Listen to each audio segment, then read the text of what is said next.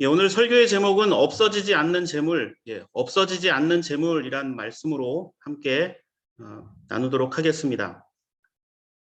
아마 여러분도 비슷한 경험을 해보신 적이 있을 겁니다. 어떤 사람이 시험을 보면서 답안지에 답을 체크할 때 1번에 1, 2번에 2, 3번에 4, 그런데 4번부터 7번까지 2번이 계속해서 답으로 체크되면 불안해집니다. 설마 똑같은 번호가 계속 답일까 하는 생각 때문이죠.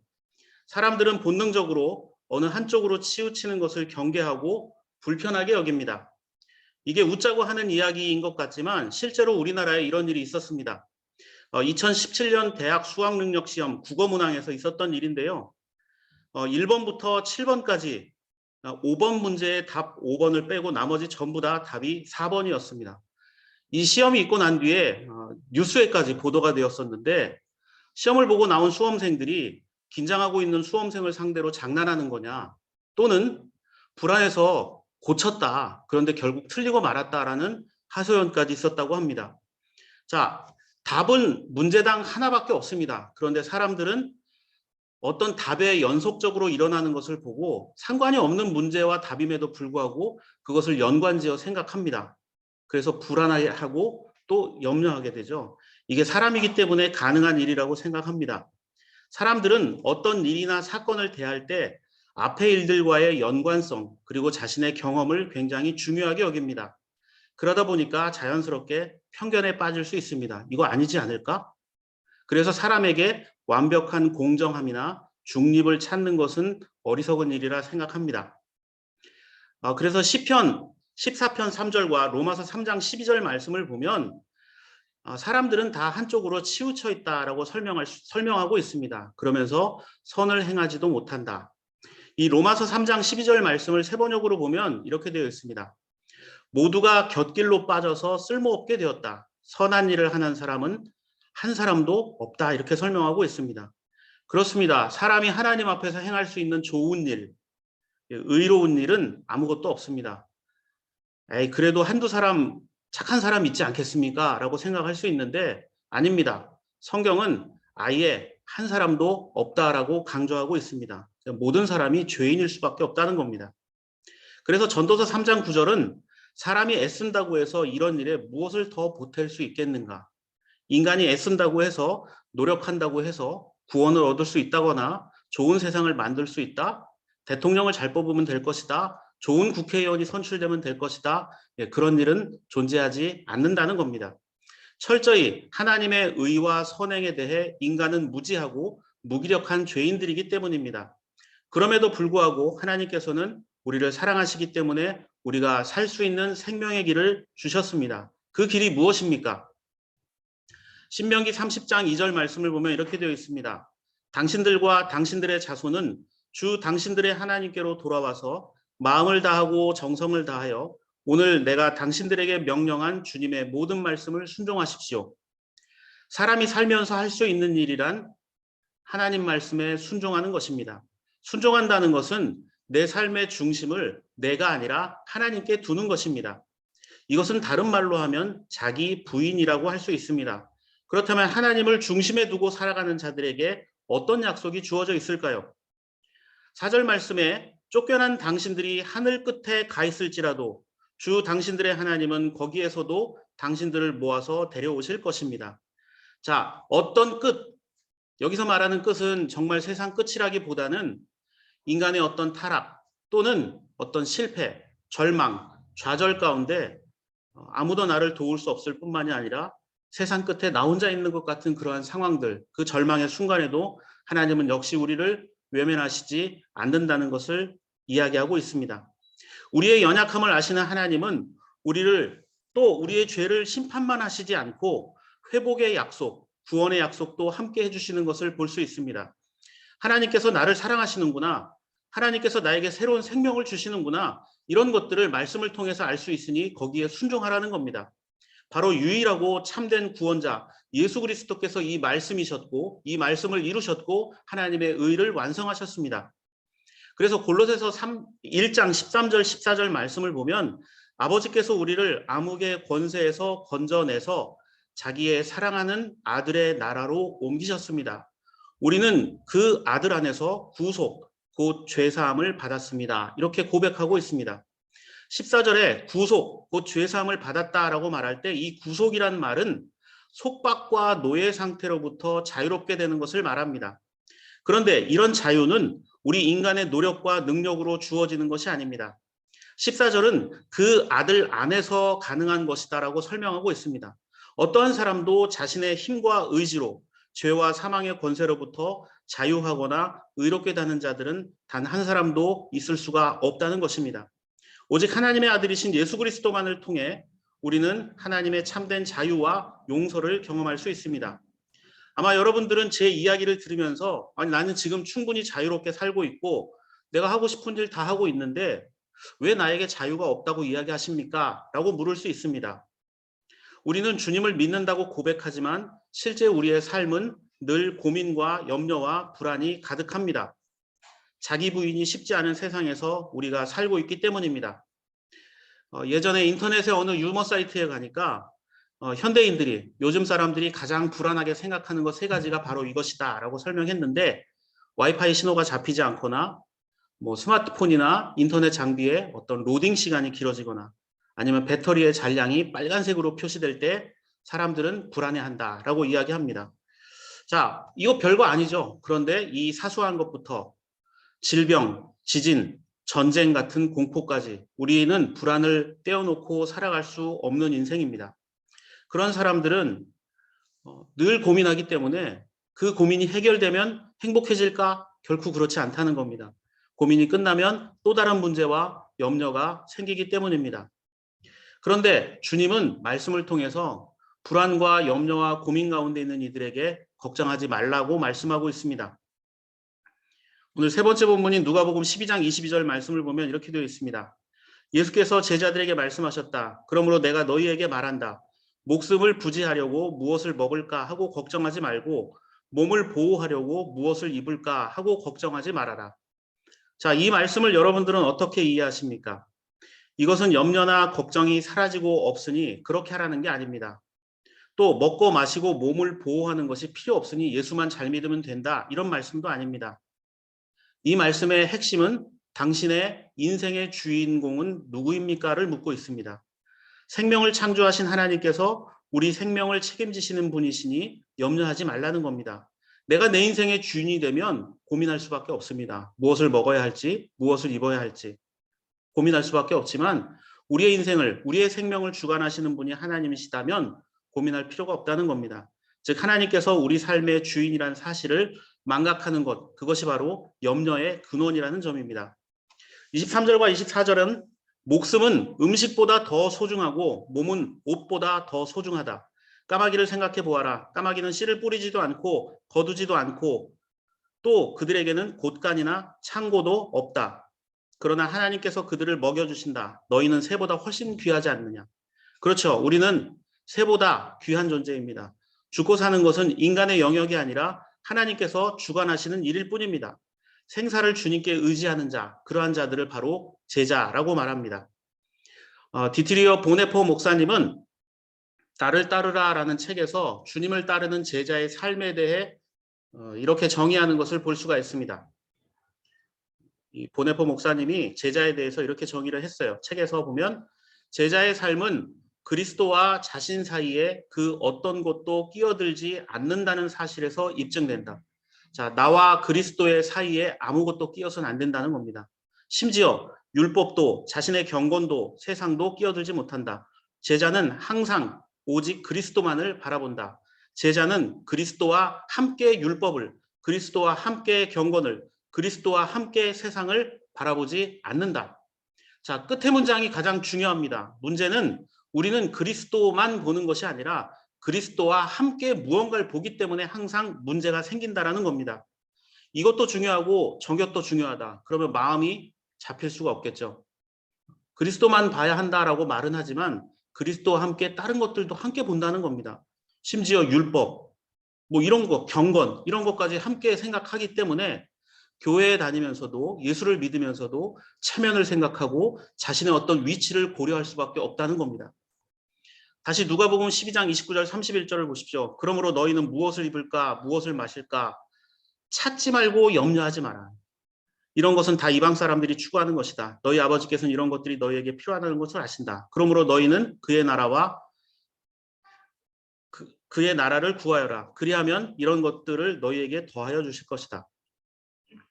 자, 먹을 것, 마실 것, 세상에서 필요한 재물들 이런 건 사용하기 위해 주어지신 것이지 모으라고 주시는 게 아닙니다. 30절 말씀엔 하나님께서 우리가 생존에 필요한 것들이 많다는 걸 너무 잘 알고 있다라고 말씀하고 있습니다. 생명을 유지하면서 살아가는 데 필요한 것들이 많습니다. 그러나 재물을 쌓아두거나 그것만을 추구한다면 어떻게 될까요? 부패하고 썩을 수밖에 없습니다. 33절, 34절 말씀에 이 말씀도 여러 번 설명드렸었던 적이 있는데요. 너희 소유를 팔아서 자선을 베풀어라. 너희는 자기를 위하여 낡아지지 않는 주머니를 만들고 하늘에다가 없어지지 않는 재물을 쌓아두어라. 거기에는 도둑이나 좀의 피해가 없다. 너희의 재물이 있는 곳에 너희의 마음도 있을 것이다. 이렇게 말하고 있습니다. 이 말씀을 오해하면 마치 신앙생활하면서 헌금을 많이 하라는 이야기처럼 오해할 수 있습니다. 그런데 34절 말씀 보면 재물이 있는 곳에 마음이 있다 이렇게 설명하고 있죠. 맞습니다. 중요한 것은 얼마를 가지고 있느냐 이게 중요한 것이 아니라 어떤 마음을 가지고 살아가느냐가 중요하다는 겁니다. 친한 사람에게는 비싼 밥을 사주면서 도박판에서는 몇십 원을 가지고 싸우는 게 바로 인간의 마음이라는 것입니다. 더구나 인간의 마음은 두 주인을 섬길 수가 없습니다. 이게 불안과 염려, 걱정의 원인입니다. 그렇다면 어떻게 살아야 할까요? 방법은 간단합니다. 우리의 마음을 흔드는 것으로부터 멀어지면 됩니다. 멀어지면 된다. 찰리 채플린이 인생이란 가까이에서 보면 비극이지만 멀리서 보면 희극이다. 그러므로 나는 멀리 보려고 노력한다. 이런 말을 했다고 합니다. 지금 당장 나에게 좋아 보이는 것들 조금만 거리를 둔다면 꼭 좋은 것만은 아니구나 라는 것을 깨닫게 됩니다. 이 조망 효과라는 말이 있습니다. 먼 곳에서 바라보는 것. 이 조망 효과라는 말이 언제 생겼냐 하면 우주 비행사들이 우주를 지구에서 보고 난 후에 느끼는 가치관의 변화를 의미하는 뜻이라고 합니다. 우리가 사는 세상은 그냥 매일매일 희로애락이 반복되는 그러한 삶처럼 보입니다. 하지만 우주에 나가서 보면 이 지구의 모습이 전혀 다르게 느껴진다는 겁니다. 자, 우주에서 바라본 지구의 모습. 여기가 어디냐면요. 멕시코의 수도인 멕시코 시티의 일부입니다. 멀리서 우주에서 보면 와, 이게 굉장히 도시 계획을 잘했구나라는 것을 알게 되죠. 자, 여기는 어디일까요? 중국 허베이 성에 있는 석탄 터미널이라고 합니다. 묘지처럼 솟아 있는 게 석탄 덩어리들이고 중간중간 보이는 이 포크레인들이 석탄을 퍼나르는 모습을 볼 수가 있습니다. 멀리서 보니까 이것도 하나의 어떤 조형물이나 벽지처럼 보입니다. 자, 여기는 어디냐면요. 우리나라의 시화 국가산업단지의 모습을 찍은 것입니다. 자, 이것은 뭘까요? 인도 델리에 있는 그 도시의 모습입니다. 엄청나게 많은 사람들이 모여 살고 있는 도시의 모습을 우주에서 찍으니까 이렇습니다. 보면서 처음엔 저는 이게 무슨 모양인 줄 알았는데 이게 사람들 사는 모습이다. 굉장히 많은 사람이 살고 있다는 걸 알게 되죠. 자, 우주에서 보면 전혀 다른 모습들이 보인다. 고도원 씨가 쓴 잠깐 멈춤이라는 책을 보면 우리나라에서 최초로 우주 비행을 했던 이소연 씨가 우주를 갔다 오고 난 다음에 소감을 했던 것을 이 책에서 소개하고 있는데 이소연 씨가 뭐라고 얘기했냐면 과연 내가 지구에 살 자격이 있는 사람인가? 우주에서 숨 한 번 쉬려면 장비며 인력이며 돈이며 엄청난 큰 대가를 지불해야 해요. 하지만 지구는 아무것도 원하지 않아요. 대가 없이 마음껏 숨쉬며 살 수 있게 하죠. 그런데 감사함을 모르고 살았던 것입니다. 자, 다른 차원을 경험하면 차원이 다른 가치를 경험하면 삶은 달라집니다. 보이는 게 변하기 때문이죠. 이소연 씨는 우주에 가서 살아계신 하나님을 더 분명히 만날 수 있었다라고 고백합니다. 인간의 능력과 지식이 총동원된 우주에서 인간의 위대함이 아니라 도리어 자신을 돌아보고 겸손을 배우고 하나님이 주인이라는 사실을 깨닫게 되었다는 것입니다. 자, 오늘 누가복음 12장 33절을 다시 보면 뭐라고 말씀하셨어요? 마치 재물을 다 바쳐라 이렇게 설명하는 것처럼 보인다라고 했죠. 여러분, 하늘에 없어지지 않는 재물을 쌓아두라 이렇게 말씀하셨어요. 하늘에 없어지지 않는 재물을 쌓아두라. 자, 없어지지 않는 재물이 뭘까요? 어떤 분은 이 땅의 교회에서 100만 원 헌금하면 천국에서도 100만 원 쌓인다. 또는 농담 삼아서 100만 원 헌금하면 뒤에 공이 하나 더 붙여 천국에 쌓인다 이렇게 말합니다. 이게 맞는 얘기입니까? 구원이 무슨 복리 정급 적립식 통장도 아니고 이런 주장은 가짜에 가깝습니다. 하늘은 하나님이 계신 곳 또는 하나님을 상징하는 것입니다. 하나님은 세상 재물에 별 관심도 없고 그게 많다고 해서 좋아하시는 분도 아닙니다. 우리가 많이 드린다고 해서 잘했다고 칭찬하시는 분도 아니라는 거예요. 그런데 33절은 그 하늘에 없어지지 않는 재물을 쌓아두라 이렇게 말합니다. 이 말은 뭐냐면 아까 하늘을 하나님이라고 상징적으로 설명하고 있다라고 말씀드렸잖아요. 그러면 하나님이 기뻐하시는 재물을 쌓아두라 이렇게도 해석할 수 있습니다. 사람이 살다가 죽었을 때 가져갈 수 있는 게 뭐가 있을까요? 우리가 이 세상 살면서 만지고 소유하고 가지고 있는 것들 죽었을 때 가져갈 수 있는 게 뭐가 있을까요? 아무것도 없습니다. 권력도 사라지고 재물도 사라집니다. 죽은 사람의 재물을 차지하기 위해 도리어 살아있는 남아있는 자들이 다투는 일을 훨씬 더 많이 보게 됩니다. 그렇다면 없어지지 않는 재물은 과연 무엇일까요?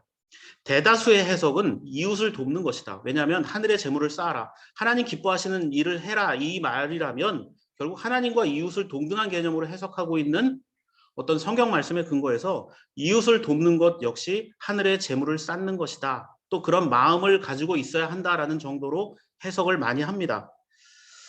그런데 핸드릭슨이라고 하는 분이 자신의 이 핸드릭슨 주석에서 없어지지 않는 재물을 좀 더 구체적으로, 그러니까 하나님께 재물을 없어지지 않는 재물을 쌓아둔다라는 말을 뭐 이웃과 나눔 또는 그러한 마음이다라고 대부분 해석을 하는데 그것에서 한 발 좀 더 나가서 뭐라고 얘기하냐면 없어지지 않기 때문에 그것은 누구도 훔쳐갈 수 없는 것이다 라고 이야기합니다. 그러면서 예수 그리스도를 믿는 그 사람들 각자에게 다 주셨다라는 겁니다. 이미 우리에게 그 부요함, 하나님께 쌓아둘 그 재물의 풍성함을 이미 하나님이 주셨다라는 겁니다. 그게 뭐냐면 신실함, 하나님을 향한 신실함, 주님께서 주신 생명, 우리가 다른 이웃들을 도우며 세상을 살아갈 때 사용할 수 있는 은사 또는 돕는 손길, 사랑, 부르심, 즉 우리의 일상생활 자체가 없어지지 않는 재물이라는 겁니다. 단 예수 그리스도를 주인으로 고백하며 살아가는 우리의 모든 삶이 바로 없어지지 않는 재물이라고 설명합니다. 하나님의 사람이라면 우리의 삶의 모습들 속에서 자기 욕망을 위해서가 아니라 나 아닌 누군가의 필요를 채우고 주어진 삶의 자리에서 최선을 다해 하나님을 위해 살아가는 것을 말합니다. 이 칼빈은 뭐라고 얘기했냐면 인간의 광적인 소유욕은 무언가 많이 가지려고 하는 이 욕심은 인류 대부분이 감염되어 있는 전염병이다 이렇게 말했습니다. 코로나보다 더 무서운 질병이 바로 이 소유욕, 욕망이라는 것입니다. 이 질병을 통해서 무언가를 얻으려고 하는 자들, 이 질병을 통해서 무언가를 자기의 목적을 이루려고 하는 것들, 그런 것들을 보지 않습니까? 마스크가 떨어졌을 때 마스크를 쌓아놓고 값이 오르길 기다린다거나 또 최근에는 어떤 물품이 들어오지 않을 때 그 물품을 이용해서 자기의 어떤 사리사욕을 챙기려 하거나 자 어려웠을 때 함께 돕고자 하지만 그 안에서도 자기의 욕망을 채우려 하는 자들은 얼마든지 찾아볼 수 있습니다. 그래서 칼빈이 얘기했어요. 인간의 욕망은 가장 큰 전염병이다. 그러면서 보물을 하늘에 쌓아두는 자는 이 땅의 복잡한 문제에 얽매이지 않고 자신들의 관심과 열정을 오직 하늘의 삶을 생각하는데 하나님을 생각하는데 바치는 자들이다 이렇게 설명합니다. 지금 우리 눈에 보이고 손에 잡히는 것들 영원한 것 아무것도 없습니다. 참된 생명을 보장해 주는 것도 없습니다. 돈이 아무리 많아도 아무리 높은 자리에 있어도 능력이 뛰어나도 우리의 영원한 생명을 보장해 주는 건 아무것도 없습니다. 그래서 하이델베르크 교리문답도 제가 여러 번 말씀드렸다시피 살아서나 죽어서나 당신의 유일한 위로가 무엇입니까? 자, 살아있을 때 위로. 이건 뭐 돈이 많으면 좋죠? 라고 이야기할 수 있지만 죽어서 우리를 위로해 줄 수 있는 게 뭐가 있을까요? 죽어서 우리를 위로해 줄 수 있는 건 아무것도 없다라고 사람들은 생각합니다. 그런데 뭐라고 얘기하죠? 살아서나 죽어서나 나는 나의 것이 아니요. 몸도 영혼도 나의 신실한 구주 예수 그리스도의 것입니다. 라고 이야기합니다. 우리가 염려하지 않고 붙들고 나가야 할 것은 우리에게 참된 생명과 구원을 베풀어 주시는 하나님 그리고 그 아들 예수 그리스도밖에 없습니다. 오직 예수 그리스도만이 우리의 참된 생명이며 평안의 이유임을 믿고 살아가는 저와 여러분들의 삶의 모습이 되기를 주님의 이름으로 축원을 드립니다.